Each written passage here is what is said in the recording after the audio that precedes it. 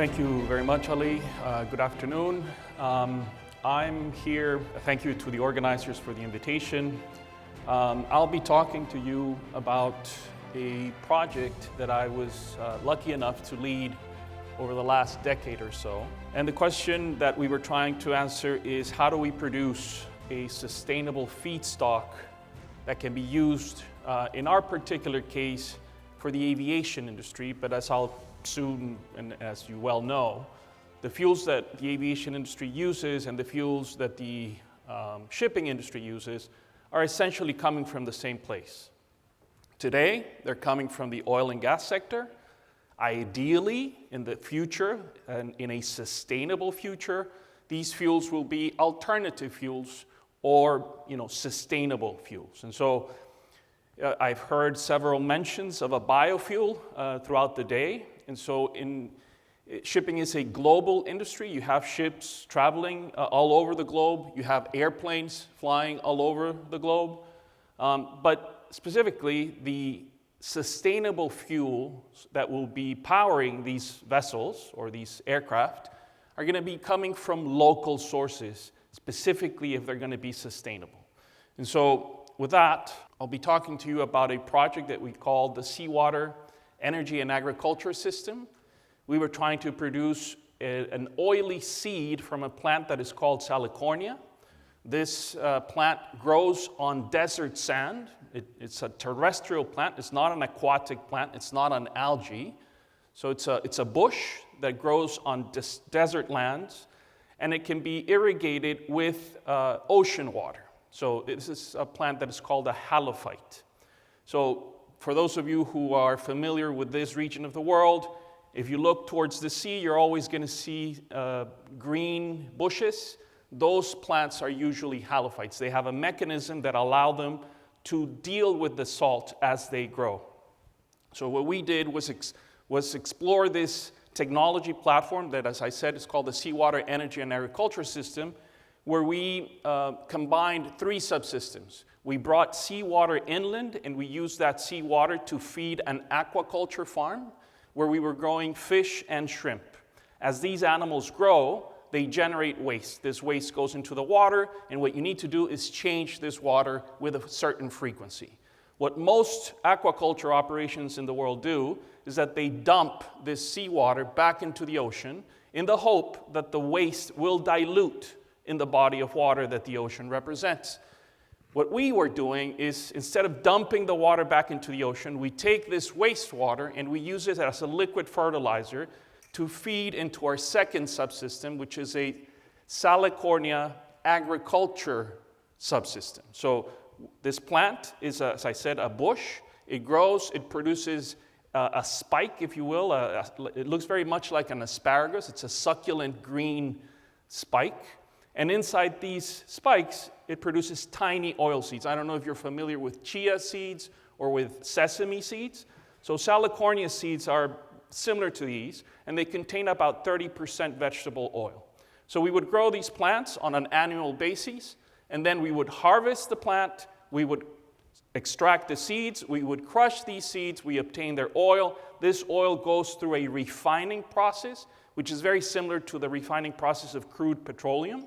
And we would produce what is called a synthetic paraffinic kerosene alongside a green diesel.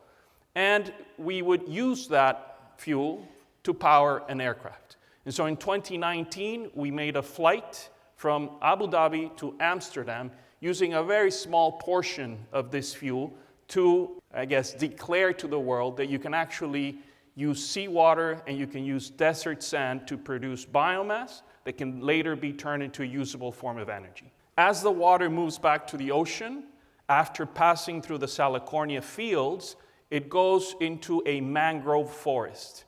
And so mangroves are another type of halophyte. Mangroves are perennial halophytes, meaning that they're a tree and that they grow over time.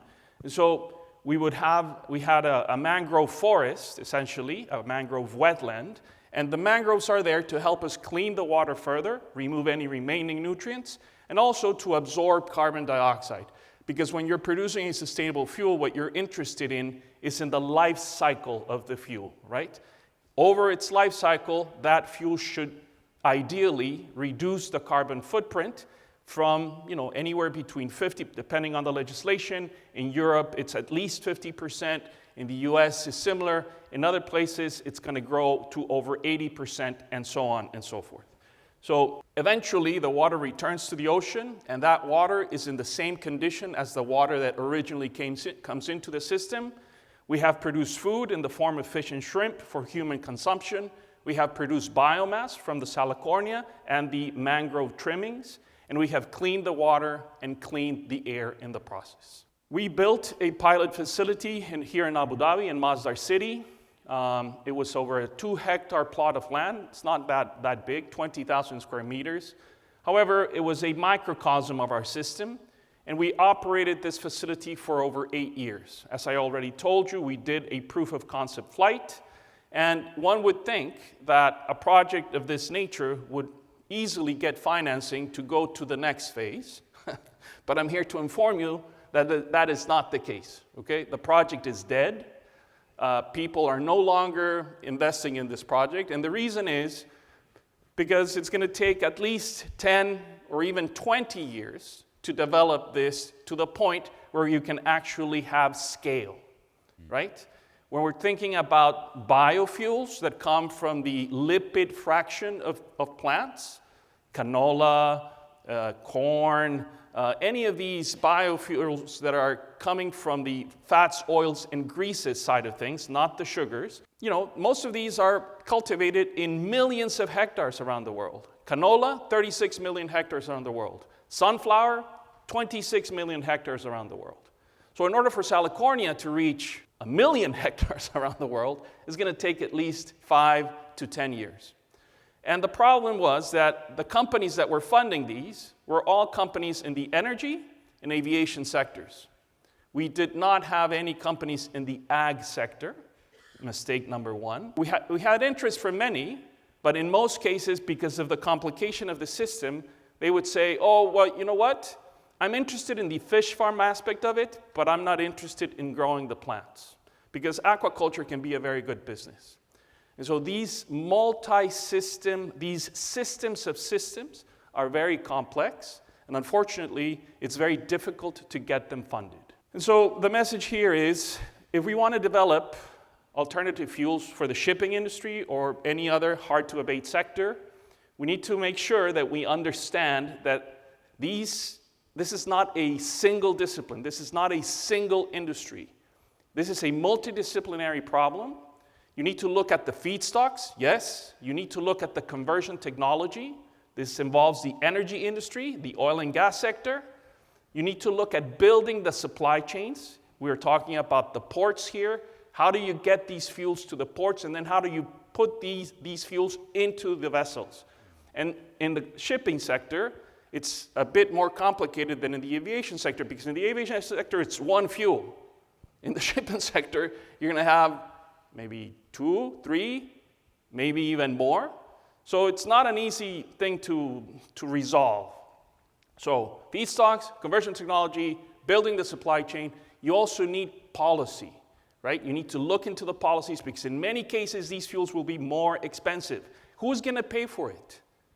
In the case of the aviation industry, the passenger is going to pay for it. In most cases, depending on the fuel, and depending on the route, depending on the class that you're flying on, it'll probably cost you $5, $20 more for a plane ticket. But none of us are willing to pay for that. In the shipping sector, who pays for this? The companies that are hiring the boats, right? Or the vessels.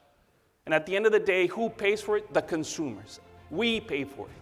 So we need to start paying the real cost of the externalities that we produce when we use energy. And so it's a multidisciplinary subject. We also need to think about certification of these fuels. And so again, this is something that we all need to consider when thinking about how we're going to fuel our vessels and how we're going to create a sustainable future for all. Thank you.